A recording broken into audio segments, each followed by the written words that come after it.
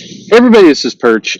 This is kind of a weird thing I notice about comics, and I don't see it as much in other places. There's a bit of it that goes on in games, but a lot less. I think if you look at games and fan reaction, journalists, and all of the fuss that went on over the last 5 years or so about that whole dynamic and all the hyphen gates that emerged out of that, one element it didn't have very often is the gaming companies expressing surprise and awe at fans being upset about things. They tended to own it. They would call the fans, or the customers in this case, jerks. They would say they're wrong. They would say the game's not for you, all that kind of stuff. But they wouldn't go in there and say, I am completely surprised that we got this kind of fan reaction. I mean, I think it was Neil Druckmann, The Last of Us 2. There's not a moment where he came out and we're like, I was completely shocked that I got this reaction. You don't have that kind of behavior. And there's a phrase on the internet, the stunning and brave, and it's meant sarcastically. Oh, that's stunning and brave. The one that it doesn't have the same ring to it, but it's the shock and awe. It's like I am shocked and surprised. I am shocked and awed, which feels very very phony, and I see it in comics a lot. And it always, I mean, it feels very very disingenuous to the point that I don't really understand why people do it. I don't feel like I don't know. It doesn't help anybody's case. And I'll give you an example. We talked about it already way too often, but it's the most recent point to illustrate. But don't worry, there'll be another one within a week or two. This I Am Not Starfire book that is a YA novel by Mariko Tamaki. It's got Starfire, and it's a story about her does not fit in child.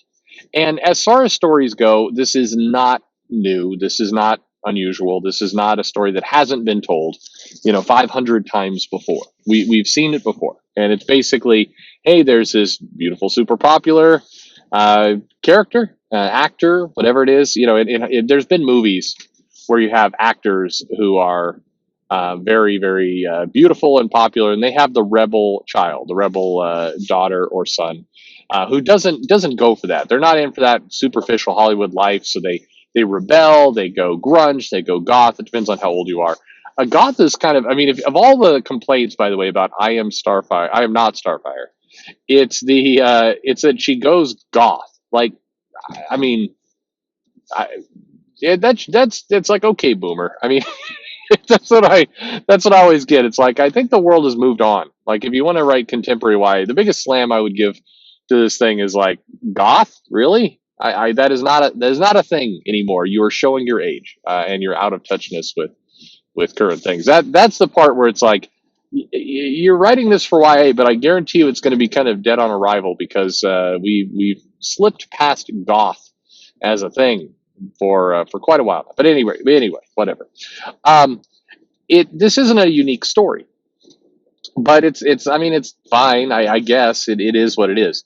But today and yesterday, a number of creators and hangers on to creators and people who would like to be creators but aren't creators but want to curry favor with creators have taken to Twitter to launch a new surprised and shocked campaign around why people dislike this book.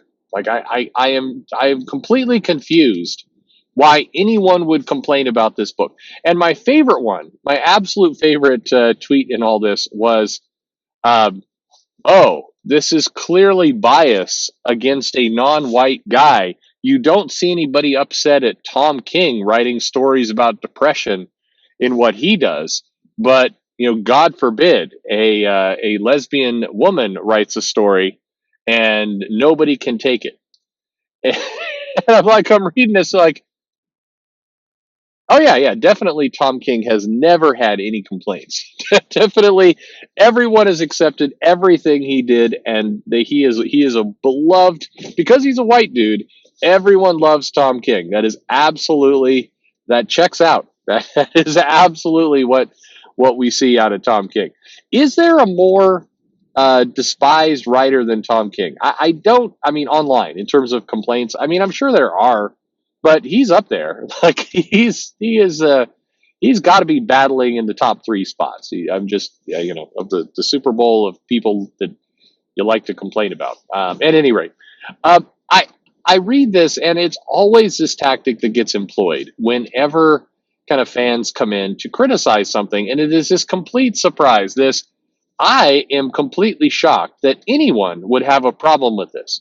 They did it when Brian Michael Bendis made Iceman gay. It's like I am completely shocked that fans would be upset by this. They and it was kind of the same thing. I remember there were some people who did it at DC when they revealed that Wally West was a crazy murderer in Heroes in Crisis, and it was like I am completely shocked that fans are upset by this. And it's like, okay, so number one, I do not believe you. I don't believe that you are shocked in the slightest. And I can tell because your actions absolutely betray those words. You know, when DC posts something announcing I am Starfire and they show the cover there, I am not Starfire, I'm not Starfire. When they show I am not Starfire and they have the cover there and everything else, and then they disable all the commenting on the tweet, it's like, I'm pretty sure you suspected there might be some upset people. I have a feeling. If I look at the tweets where DC Comics, their official account, has enabled and disabled the comments, or I look at creators who enable and disable the comments, it's like, oh look, you had comments open for the last 50 tweets you did, but then you did this one that's talking about this super different take that you're going to use on a character, and you disabled all the comments, and then you posted right after that you were shocked at the people angry at what you did here, and you don't understand how anyone could be angry. I mean, look, I think. Do you know it's the phrase "own it"? Just own what you're doing. If you're going to do a hot take on something, this is the frustration, by the way, with social media. It's when people throw out their hot takes, and then they're like, "I can't believe anyone would be upset by this." If you're going to troll, if you're going to throw a hot take out, if you're going to talk, if you're going to say something controversial, you can't be surprised when people object to it, or you're an idiot. And there's no cleaner, better way to say it. It is like, hey, if you are paying attention to anything outside your tiny, tiny little weird life bubble that you've created, and you happen to notice, it's like, take, not to go political, but take this last election. Whether you voted for Trump, whether you voted for Biden, okay?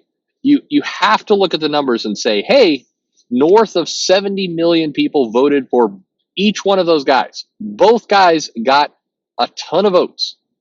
Therefore, it is not like one out of every 300, 400 people. One of the biggest disservices that the Democrats have done to themselves is to try and portray the Trumpers as this super fringe, weird, tiny, tiny, minuscule part of the society that is, there's none of them out there. There's none of them really. They're all Russian bots, and then a couple weird people, hillbillies most likely. I think by doing that, you are, first of all, you're basically teeing up losing more elections because you're misunderstanding your opposition, and two, it sets you into this super bizarre mode where you express shock and awe that you post some kind of hot take about how all Trump people should go jump off a cliff, and then you're like, I cannot believe that some people would object to that. How could this possibly be? In comics, I don't see this happening anywhere close to the volume in other industries as it does in comics. And it just leads me to believe either one, people are making these hot takes, or these, where they're doing these controversial takes on characters. It's like the Iceman situation, okay? If you have a story, do what you want. Marvel hired Bendis. They brought him onto this comic. Editorial said, yep, let's do this. He pitches a story. Let's have Iceman be revealed to be gay. The editor's like, yep, let's do it. And then everybody, gets on board and they do it. And then they kind of act like, fainting couch level. Oh my goodness, I cannot believe the fans were against this. Yeah, except, if you go back and you look at the solicits, you build this as a shocking status quo change for a long-time X-Men.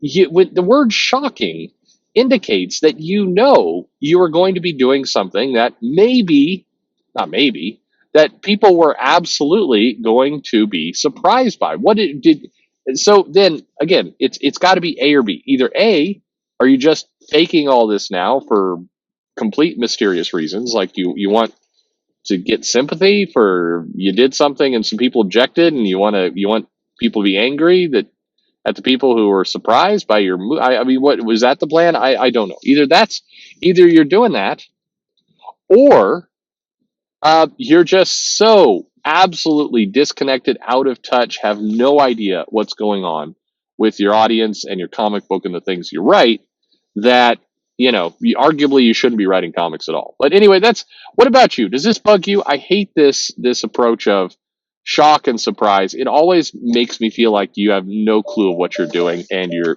full of crap in the process. But maybe I'm overreacting. Let me know in the comments below. Hey, like, subscribe, click the bell for notifications, all that kind of stuff. Just own it. At the end of the day, just own what you do, and life's good. You know, just yeah, people are gonna like it or not like it. It's their choice. You don't have to be along for that party. Just own it. Thanks for listening.